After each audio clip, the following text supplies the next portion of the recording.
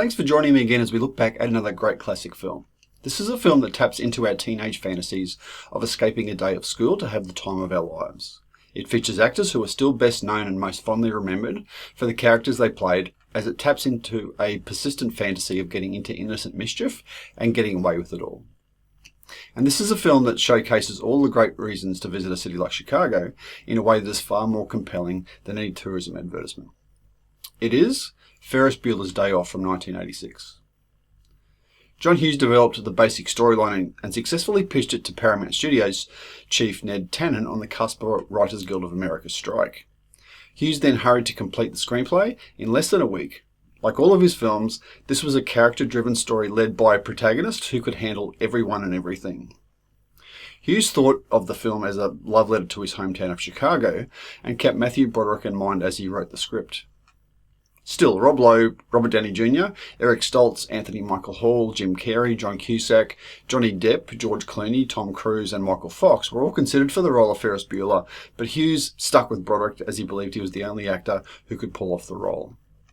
Hughes based Ferris's best friend Cameron on a high school friend whose family neglected him and who felt best when he was sick, as he didn't have to invent a disease for attention.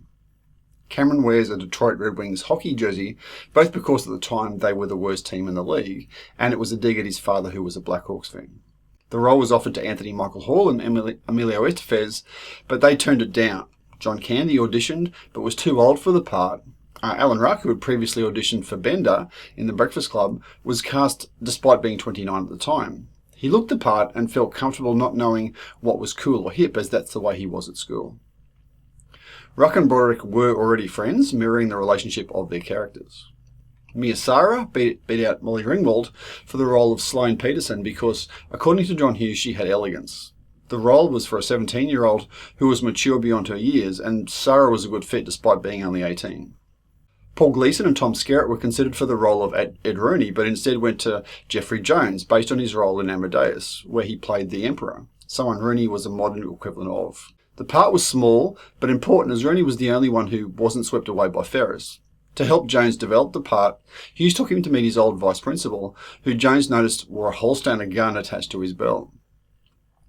Jennifer Grey played Ferris's sister Jeannie, the character most likely to expose his ruse, and Charlie Sheen plays Garth Volbeck, the juvenile delinquent who flirts with Jeannie in the police station. Ben Stein was an easy choice for the role of the teacher. He wasn't a professional actor, he had a flat voice and looked like a school teacher. After Weird Science, John Hughes offered Bill Paxton the role of the garage attendant. Paxton turned it down because the role was too small, but regretted the decision because Hughes never offered him another role. Instead, Richard Edson and Larry Flash Jenkins played the joyriding garage attendants who compound Cameron's despair, resulting in the spectacular destruction of his father's 1961 Ferrari. Filming ran between September and November of 1985, featuring many Chicago landmarks. Hughes personally designed Ferris's bedroom, mirrored mostly on his own high school bedroom. It was intended as a disorganized series of pop references that would represent Ferris's state of mind. For Hughes, the Art Institute of Chicago was a place of refuge in his youth, so in the film he took the people back there to show off his favourite paintings. Cameron's father's car was a very rare 1961 Ferrari 250 GT California Spider. Insert shots of the Ferrari were of the real car, but 3 reproductions were used in the film. One that was used in almost every shot, one that goes backwards out the window of Cameron's house, and a third that was used in a number of wide shots. Ben Stein's famous monotonous lecture about the Smoot-Hawley Tariff Act was not originally in Hughes' script. Stein was lecturing off camera to the student cast, who laughed so hard when they heard his voice that Hughes asked him to do it to camera. His lecture about supply-side economics met with applause not because they had learned anything, but because they found it so boring. The parade featured in the movie is the annual von Steuben German-American Parade, held on von Steuben Day and the largest celebration of its type in the country. It was shot across 2 Saturdays. The first, during the real parade, where Hughes filmed a lot of long shots. Radio stations then broadcast invitations for those wanting to take part in a John Hughes movie, and 10,000 people showed up. Several of the people seen dancing, including the construction worker and the window washer, originally had nothing to do with the film. They were simply dancing to the music being played, and John Hughes found it so humorous that he asked the camera operators to record it. Broderick had spent time in the studio practicing the dance moves, which were carefully choreographed but were mostly scrapped after Broderick injured his knee badly during the scenes running through neighbours' backyards. Much of it was spontaneously filmed because Hughes wanted it to look anarchic. The scenes of Ferris, Sloane and Cameron enjoying a Cubs game at Wrigley Field were originally planned to be filmed at Comiskey Park, as John Hughes was a White Sox fan. Unfortunately, the Sox were playing away at the time. In order to keep the savage Rottweiler focused on Ed Rooney, Hughes had Jeffrey Jones carry a raw steak around in his jacket pocket. John Hughes personally selected the songs for the film and wanted them to be relatively obscure. Oh Yeah by Swiss band Yellow was not a hit on its first release, but its inclusion in the movie rapidly popularised it and prompted a re-release. It's since been used in dozens of other movies, series and commercials, often in scenes featuring a desirable object or person. Hughes was a massive Beatles fan and was disappointed that while Paul McCartney liked the movie, he personally disliked the twist and shout sequence for its inclusion of brass instruments.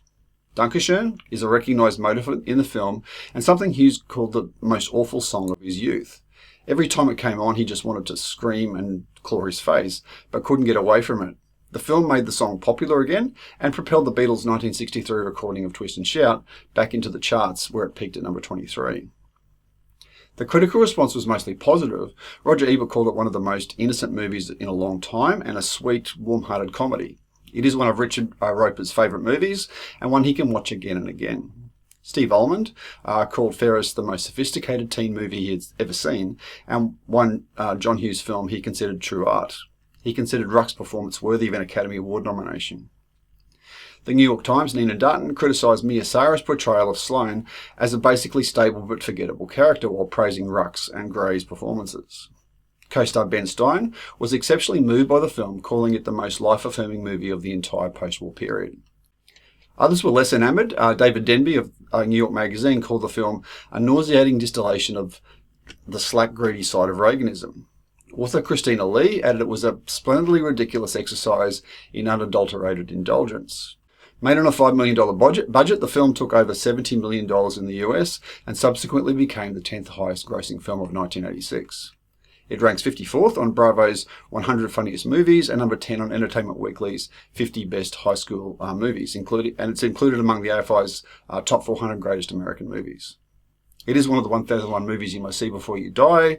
It was selected for preservation in the US National Film Registry, and Broderick was nominated for a Best Actor Golden Globe in 1987. For Broderick, Jeffrey Jones and Alan Ruck, their roles in this film are the ones they are still most recognised for. Broderick and Hughes discussed a sequel where Ferris would be in college or at his first job, and the same kind of things would happen, but agreed that the movie is about a singular time in your life, the week before you leave school, so it doesn't have a sequel. There's a lot of good reasons to watch this film, but the best reason is that it's just a lot of fun. It wasn't a film that I liked when it was first released, but it definitely grows on you, which is why I'd recommend watching it over and over again. So what I suggest you do is that you go to our website, find our virtual screenings page, find the link to this particular film, click on it and watch it. And as always, we'd invite you to come back, let us know your thoughts about the film and whether you'd recommend it for others as well. And then we're back in the not too distant future for our next classic films review. See you next time.